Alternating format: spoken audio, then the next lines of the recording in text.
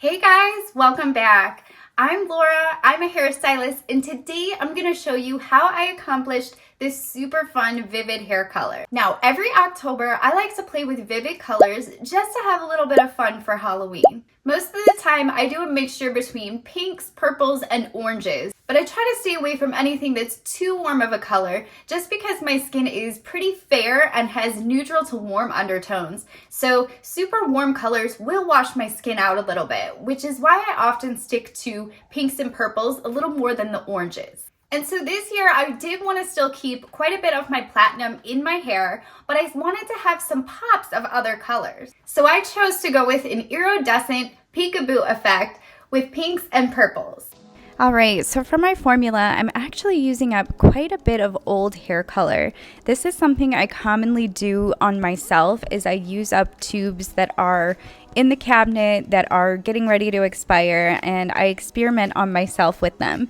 And first, I'm starting with 30 grams of Blissful Blue, and I just love that the rest of this tube came to exactly 30 grams. And next we're going to do 20 grams of Moody Blue. Now these are all Pravana hair colors and they are the Vivid line, which are direct dyes, which means they do not need to be mixed with developer. Okay, next we are doing about 5 grams of red, and this is how I'm going to get a purple color.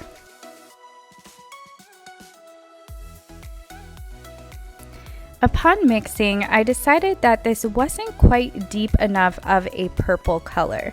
So I decided to go back in and add 2 grams of blue. Now the blue is very overpowering, so you have to be careful and just do a little bit at a time here. Since I'm doing a pink and a purple formula, I needed the purple to be a bit deeper than this current color. And 2 grams of blue ended up being the absolute perfect amount. This is the exact shade I was looking for.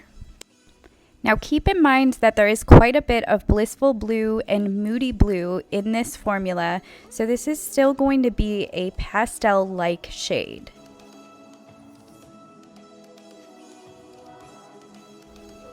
Now for my second formula, I'm starting with 15 grams of Too Cute Coral, and again, this is going to be a pastel-like shade. Next, we're adding 25 grams of pink, which also requires a level 10 in order to deposit. Now I'm going to add the tiniest bit of red, which is about a gram. This is going to deepen the pink color and add just a little bit more brightness.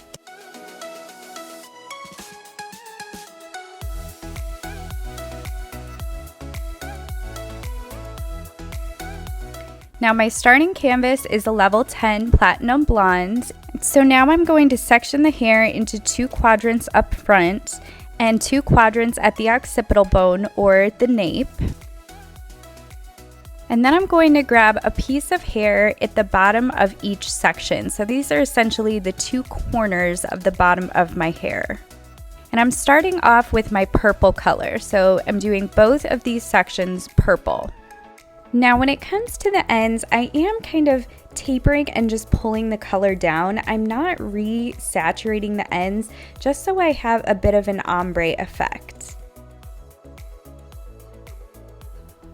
So next we're dropping down the middle section in the back of the hair, and we're taking essentially a chunk in the middle.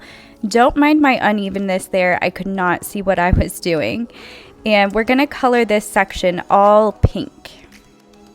Now when I'm working with direct dyes, I typically like to comb the color through the hair just to ensure I'm getting even and proper saturation. Next, I'm taking the top section in the back and I'm essentially going to color the corners of this section, and those are going to be purple.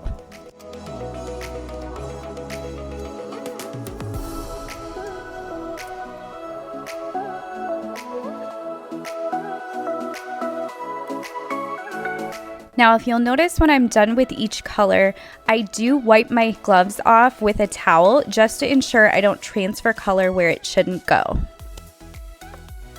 Okay, so now moving on to the front, we're going to take a chunk of hair on each side above and in front of the ear. And these front pieces we're going to do a little bit differently, and we're going to do purple at the root, and then we're going to blend it into the pink color on the ends.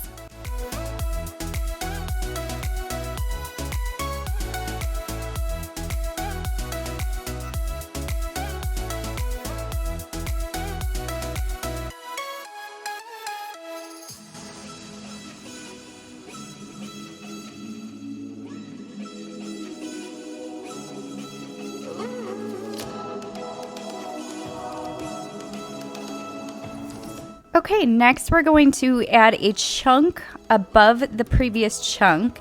Now, I am still leaving quite a bit of blonde out here, and this is just because I did not want all of my hair to be completely pink and purple. I did still want to have a little bit of blonde in there.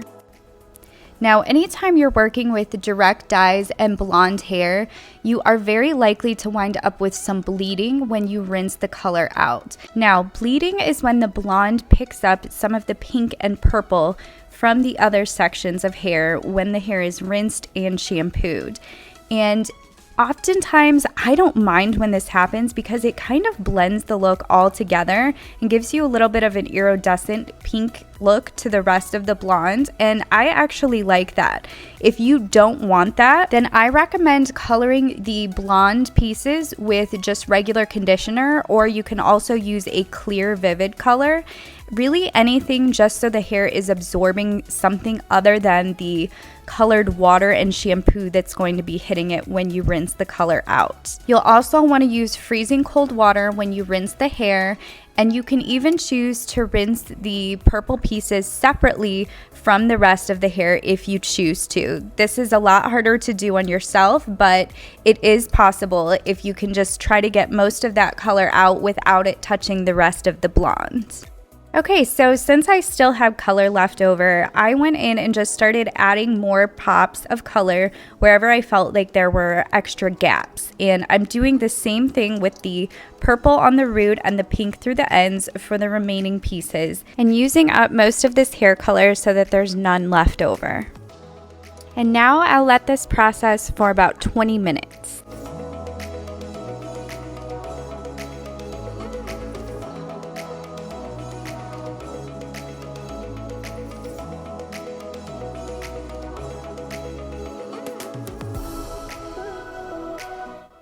Alright, here we have the finished result straight. Now you'll get to see it curled in just a minute, but I really love this look straight because it has almost like an iridescent or an opal look to it.